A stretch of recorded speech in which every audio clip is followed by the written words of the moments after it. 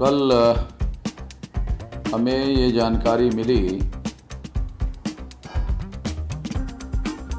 कि बाबा साहब अम्बेडकर का जो दादर का घर है, राजगृह, जो बाबा साहब अम्बेडकर ने खुद ही बनाया था,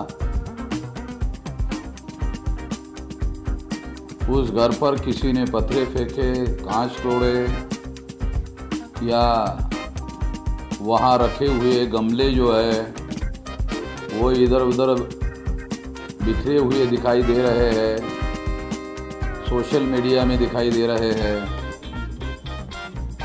तो ये घटना कल हुई और कल ही ट्विटर पर मैंने उसका निषेध किया और पुलिस वालों को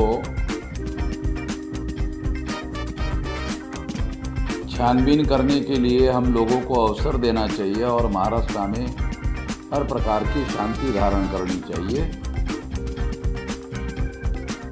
ये बात हमने ट्विटर पे लिखी थी। मगर आज हमें कई जगह से ये जानकारी मिल रही है कि महाराष्ट्र का जो मराठी चैनल है, वो मराठी चैनल बार बार इस घटना को लेकर दिखाने का बड़े पैमाने पर काम कर रहा है। जब चैनल वाले इस बात को बार बार दिखाने का काम कर रहे हैं, इसका मतलब ये है कि इसके पीछे कोई राजनीतिक साजिश निश्चित रूप से दिखाई देती है। क्या हो सकती है राजनीतिक साजिश? ये समझने की, ये जानने की बहुत ज़रूरत है। महाराष्ट्र का जो अम्बेडकरी समाज है, वो बाबा साहब अम्बेडकर के बारे में बहुत ज़्यादा संवेदनशील है। यह बात दुश्मनों को मालूम हो गई है कि अम्बेडकरी समाज की ये बहुत बड़ी कमजोरी है। अगर बाबा साहब अम्बेडकर के पुतले का किसी ने चश्मा तोड़ दिया, किसी ने कान तोड़ दिया, तो महाराष्ट्र में फसाद हुए हैं और उसमें कई बार अम्बेडकरी समाज के लोगों का भारी नुकसान हुआ और कई नौजवानों की जान गई और ऐसी घटना महाराष्ट्र में हो चुकी है। इसके पहले हम लोगों को तजुर्बा है, अनुभव।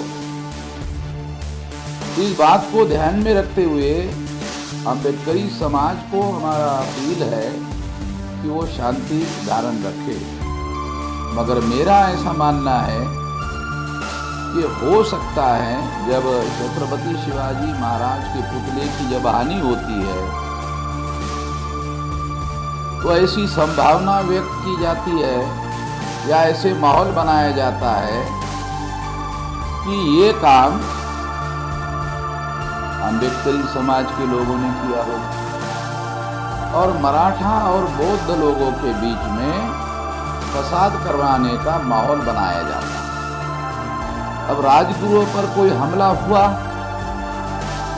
और जिस तत्परता से राष्ट्रवादी कांग्रेस के लोगों के द्वारा प्रतिक्रिया आई, तो इससे पता चलता है कि राष्ट्रवादी के लोग भी इस राजनीतिक साजिश से सतर्क हैं। उनको भी लगता है कि कोई मराठा लोगों के द्वारा ऐसा किया होगा, ऐसा प्रचार महाराष्ट्र में किया जा सकता है और बौद्ध और मराठा लोगों के बीच में फसाद करवाया जा सकता है। इसके पीछे एक और भी मकसद हो सकता है कि जो महाराष्ट्र के बौद्ध लोगों के द्वारा जो साकेत मुक्ति आंदोलन शुरू किया गया है, उस पर से ध्यान हटाने का भी मकसद हो सकता है, दूसरी तरफ ध्यान हटाने का मकसद हो सकता है। और इस बात को ध्यान में रखते हुए अम्बेडकरी समाज के लोगों को और बौद्ध समाज के लोगों को शांति धारण करनी चाहिए। और राज्य सरकार को मैं ये अनुरोध करता हूँ कि इसकी छानबीन जल्दी से जल्दी होनी चाहिए और इसके जो आपराधिक लोग हैं उसके चेहरे और उसको बेनकाब करने की ज़रूरत है। इतना निश्चित कहा जा सकता है अनुभव के आधार पर कि यह ब्राह्मणवादी लोगों की साजिश है।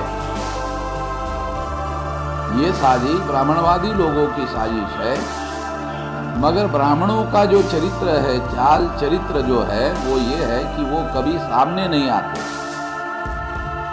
जब भी हिंदू मुसलमान के नाम पर फसाद होता है तो मुसलमानों और SC ST OBC के बीच में होता है, और SC ST OBC के लोगों को मैदान में भेजा जाता है और ब्राह्मण पर्दे के पीछे छुपे रहते हैं। इसलिए ये ब्राह्मणवादी साजिश मुझे लगती है। तो इससे हम लोगों को, महाराष्ट्र के तमाम लोगों को, जो बौद्ध समाज है, इन लोगों को इस पर सतर्क रहना चाहिए, विजिलेंट रहना चाहिए और किसी भी प्रकार की शांति भंग करने के तरीके से अपने आप को अलग रखना चाहिए। मैं इस मौके पर इतना ही अपील करता हूँ। आपने मेरी बात ध्यान से सुनी होगी, इस पर अमल करने के बारे में आप विचार करिए। इतना ही मैं कहना चाहता हूँ।